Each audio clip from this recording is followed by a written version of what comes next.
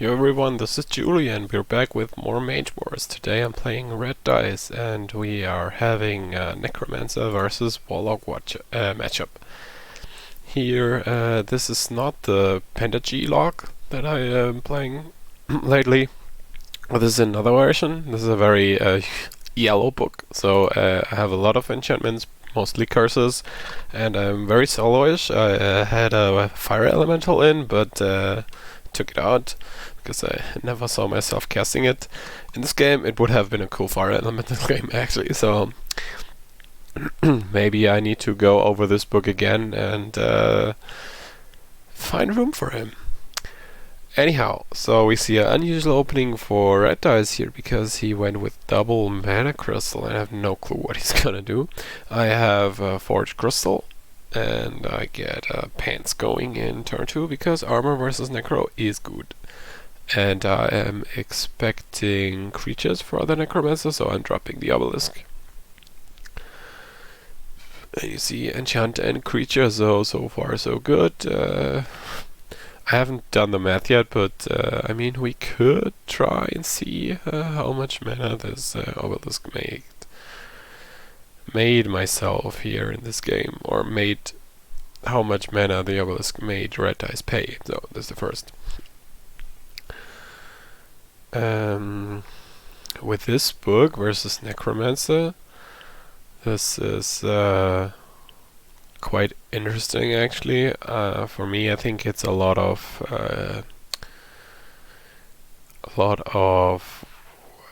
of Shadow wars, so obscure. It's all about distance. It's about timing when you get your attacks in. It's not like most Necromancers armor up like crazy and you have to break through the defenses. It's not like Necromancers remove all of your curses, so it's mostly either you have to punch or you have to somehow dance through hordes of zombies and skeletons while focusing on the mage with this type of book.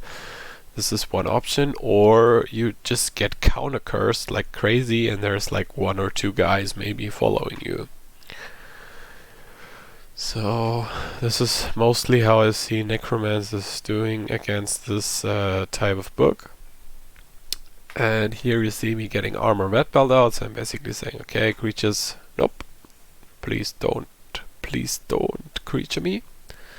And I'm stepping forward to curse him, and you see a curse into nullify for me, and Magebane into nullify for me, and Magebane into nullify for him. Great. The plays. No, we both play nullify because we don't like to be cursed, and I'm getting cursed. He's probably getting cursed too. This is basically what this matchup is all about. Both players are getting cursed, and passive damage ticking on both players. The only benefit the Necro has is that his idol only works on me. So second mana, I get the cloak out.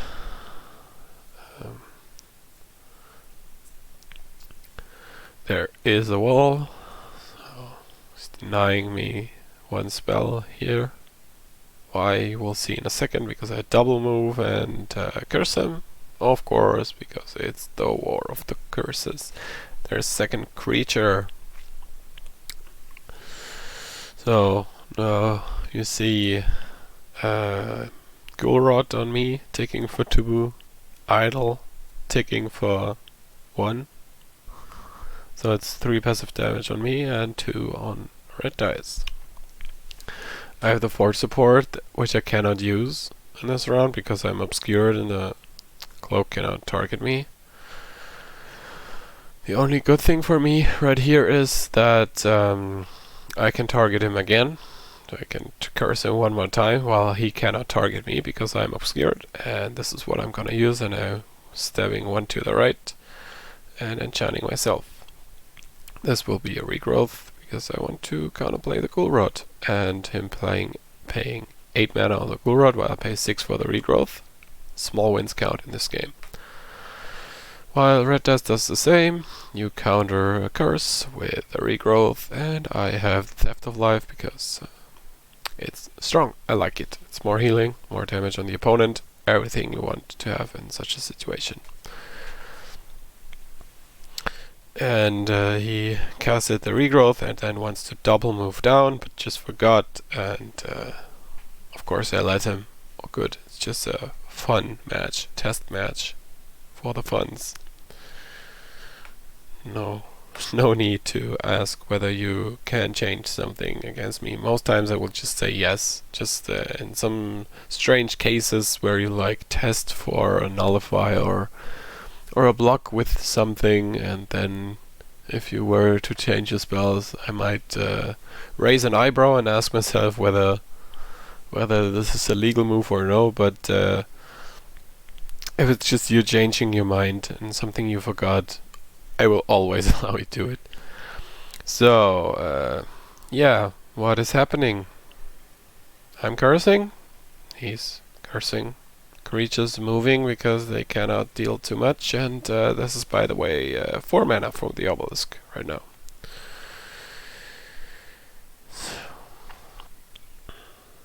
Curse teleport. It's doing this very smart. It's like not giving me the option to do too much, but to be honest, I didn't want to do too much else here. I'm getting rid of the Kurot while he reveals a poison blood. This is no good for me. I really do not like having poison blood on my mage, and now streamers or like content creators, good luck. You now see that I only have 1 more dispel. I am very sure that I will change this too. This is not something I want to have. I have this region 3 going right now. Basically I have the theft here and regrowth on my mage, and I cannot get rid of, if I get rid of this poison blood, then I cannot get rid of another one. So this is really something I do not want to happen, because basically once my passive regeneration is going, I have usually multiple thefts going. I have I think 3 theft of lives in this book, because if I'm playing versus living creatures, I do have the idol myself, and then I want to steal regen from I have a curse and a dispel, so the cloak is very good here. I expected the cloak earlier, now the late cloak surprised me, so this is a good play from him. And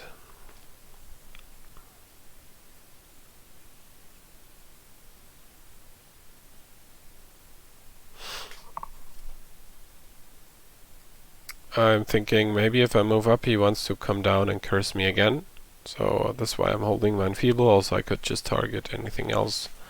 But in fact he just denied me 1 action with the cloak here, which was very good for him. So where was I? It's really bad for me if my regen gets stopped. If it's a deathlock, at least the opponent is paying or having the same penalty, and I can deal a lot of damage via my attack spells.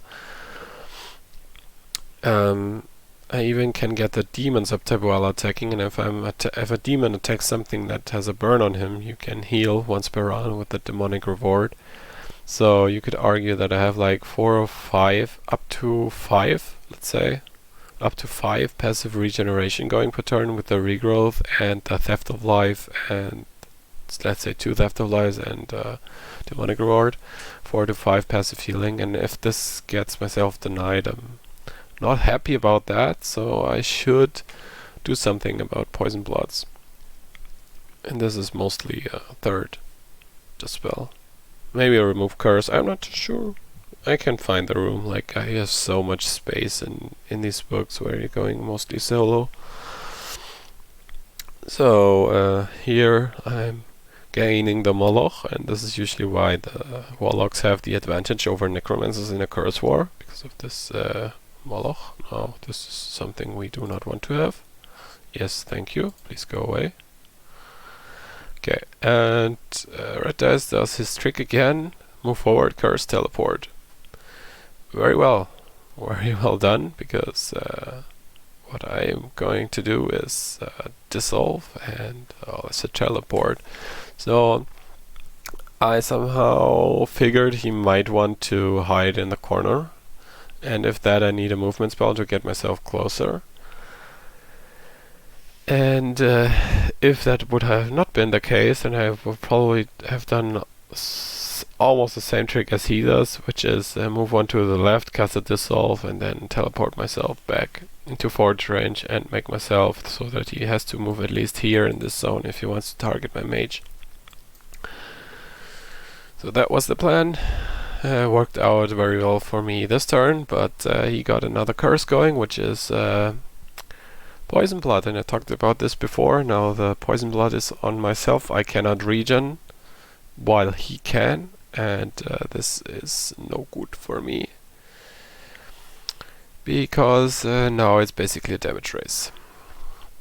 Because I cannot heal no more, I cannot allow for any major shenanigans to happen.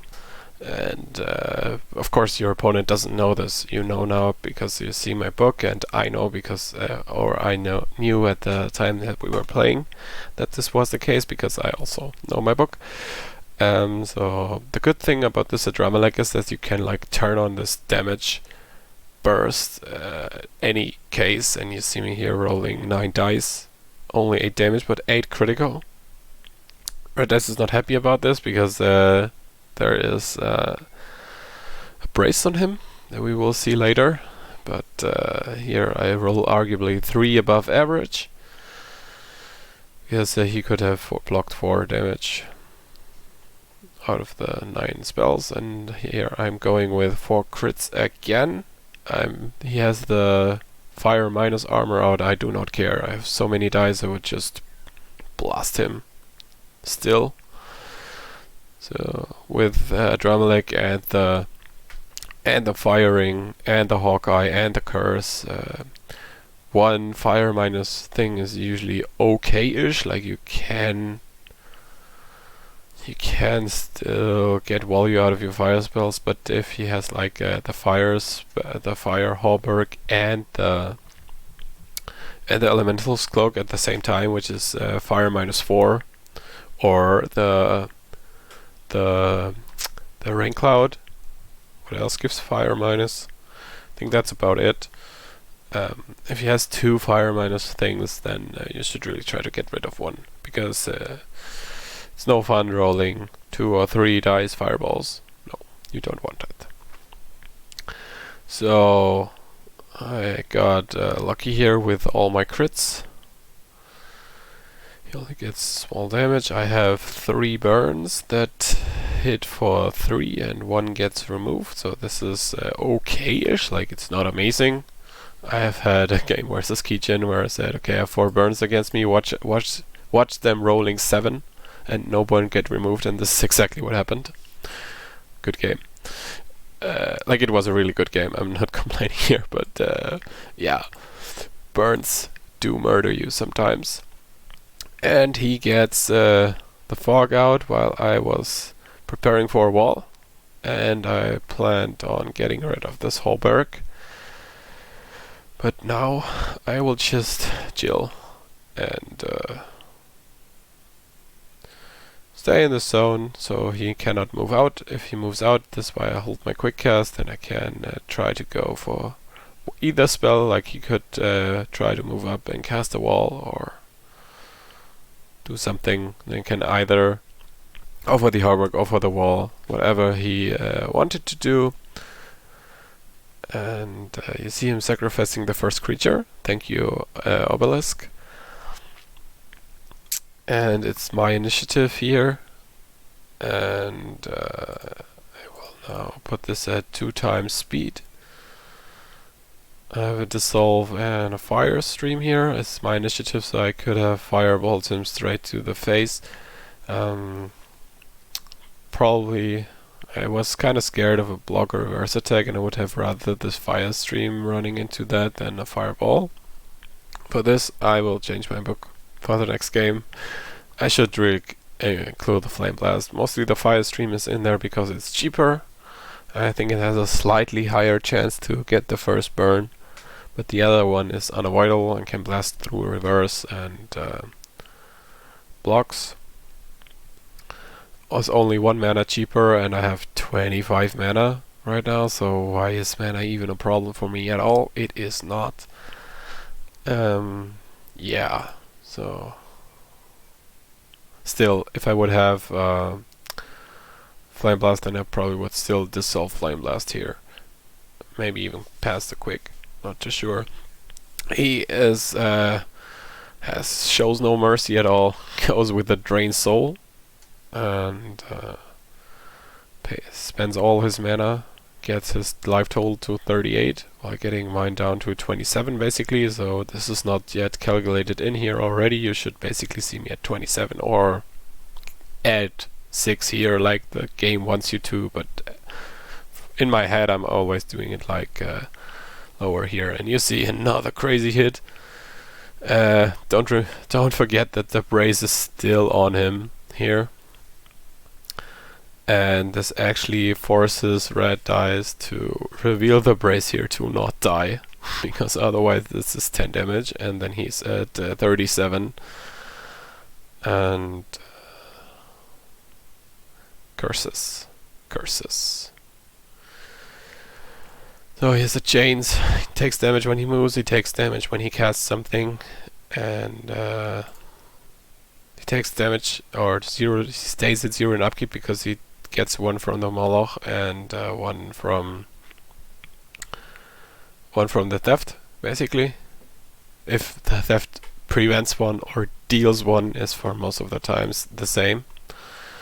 And because of the crazy rolls, we actually decide here to just play like he's at 8 damage lower, because I don't really want to steal my games with lucky dice rolls. I at least want him. I want them to be fair. I want them to be like even. I want fun games and exciting games and close games, and not me high rolling because I rolled dice and today I'm good at it.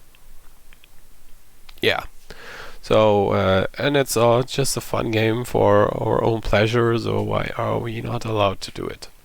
There is no reason that's against this, and makes up for a fun game, so that's why we do it. I moved 1 to the right here to, first of all, to kite the knight, so the knight cannot hit me, basically, and I know that he's out of excuse me here, he's out of mana, so he would need to move 1, so he takes 1 from the chains and to melee me, so I don't want to stay in the zone. Also, if he moves 1 forward, he's in range of my forge, and I still have the Eye of Baal, which he never managed to get into range 2 of the forge, where it could target him. Maybe he was 1 turn here and he had the cloak, I'm not too sure, but otherwise he always stayed out of range of the forge. And here we see Obelisk getting the second kill. He's sacrificing his other creature. And I think this round is a lot of planning, if I recall correctly. Here the burn dealt 1, so 1 burn fell off last round, and this burn dealt 1 damage and last round, and 1 damage this round. So he's slowly rising. So he's at 28 out of 38, while I am at 18 out of 27. So actually he has the life advantage here, but he has 3 curses on him, while I have only 2. And also I have attack buffs. I have 3 armor vet belt. It's his initiative though, but if he doesn't survive through this round, it's looking very grim. So he enchants himself and moves up. I remind him that there are Chains of Agony, and now he stays, and this is probably something he would rather not have done, because now I can move in and attack him. We agreed on that he missed a card, so this was not marked for death, this was supposed to be a block. I hit into the block and I fireball him. Good damage once again. Rhinohide does nothing, and we're done.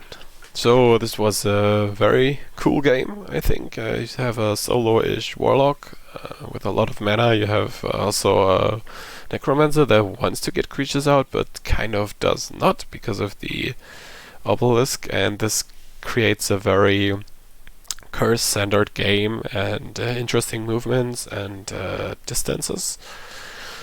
And at some point, when you cannot do, or if you cannot win the curse war, then you might have to just turn on your damage game. This is what I did here. It worked out for me, luckily. And that's it. Thank you, Red Dice, for the game. Thank you all for watching. That's it for today. Julie out. Stay hydrated.